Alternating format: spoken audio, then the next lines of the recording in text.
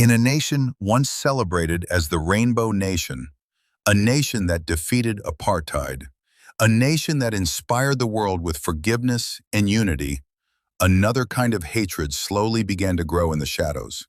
Not between black and white, not between colonizer and oppressed, but between Africans against Africans.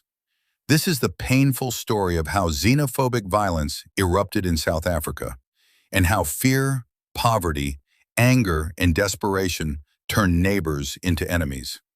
In 1994, South Africa changed forever.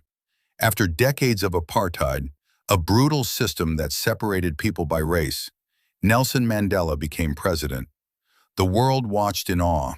For millions, it felt like the beginning of a new era. People believed jobs would come, poverty would end, equality would finally exist. Black South Africans would reclaim the opportunities stolen from them. South Africa became a beacon of hope for the entire African continent.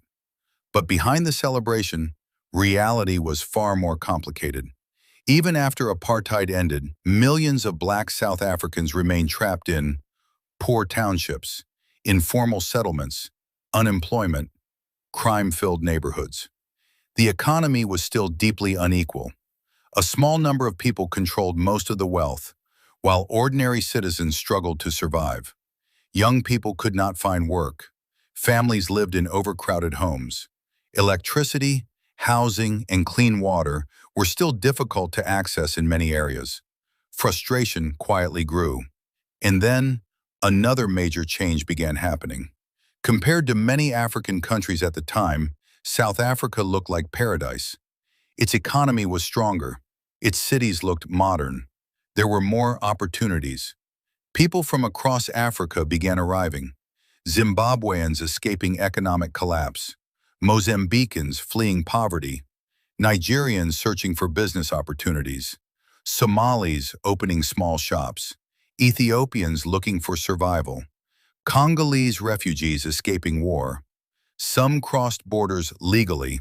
Others risked dangerous journeys to enter illegally. Many settled in poor townships where rent was cheap, but these were the exact same places where local South Africans were already struggling to survive. Two desperate groups, forced to compete for the same opportunities. At first, tensions were small, but over time, dangerous rumors spread through communities. People began saying, "Foreigners are taking our jobs. Foreigners are stealing our women. Foreigners commit crime. Foreign shop owners are destroying local businesses." Some migrants worked for lower wages than locals. Some opened successful small shops that operated longer hours and sold cheaper goods. This created jealousy and suspicion. Politicians sometimes blamed migrants instead of fixing deeper economic problems.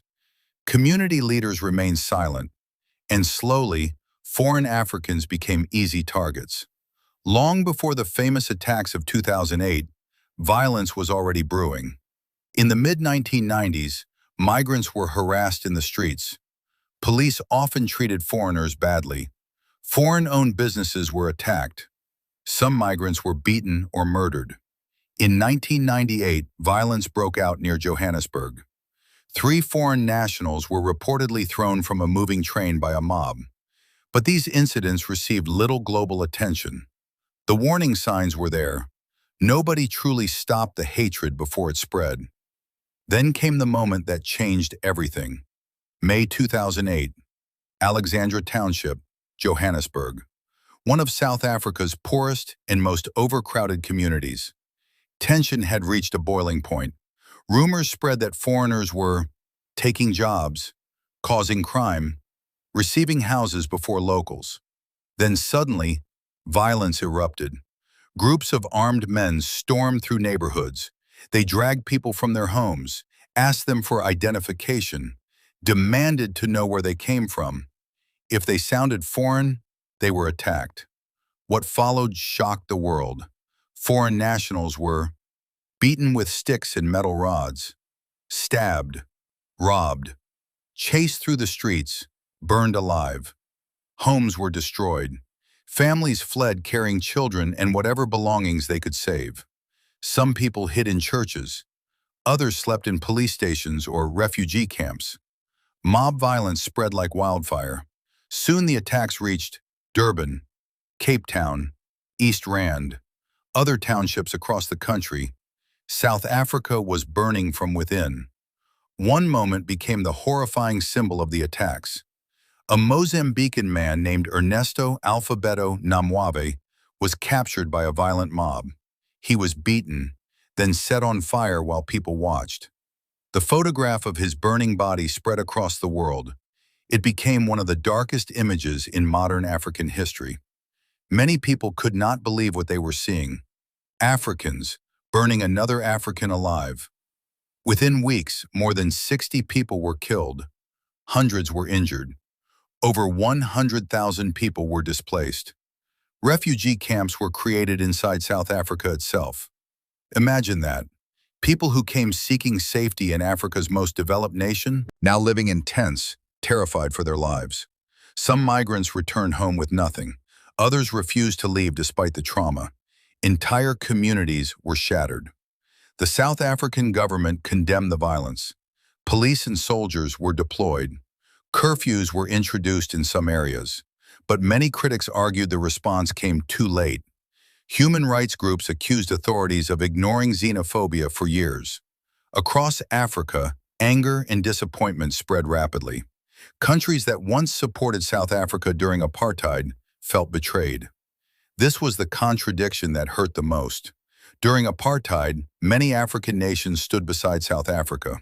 Countries like Nigeria, Zambia, Mozambique, Tanzania supported South African freedom fighters. Some gave them shelter. Some funded the anti-apartheid struggle. Some sacrificed their own resources to help South Africans gain freedom. Now, decades later, citizens from those same countries were being hunted in South African streets. The violence was not caused by one thing alone. It came from years of pressure building beneath the surface. Extreme unemployment, poverty, housing shortages, crime, economic inequality, corruption, political frustration. For many angry young people, foreigners became scapegoats. Instead of blaming systems, they blamed outsiders. Xenophobia became an emotional outlet for hopelessness. Sadly, 2008 was not the end.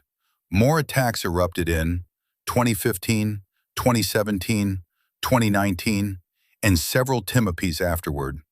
Each outbreak followed by a similar pattern: frustration to rumors, to violence, to fear, to temporary calm. Then the cycle repeated again. Even today, tensions still exist in some communities. South Africa's story is both inspiring and heartbreaking.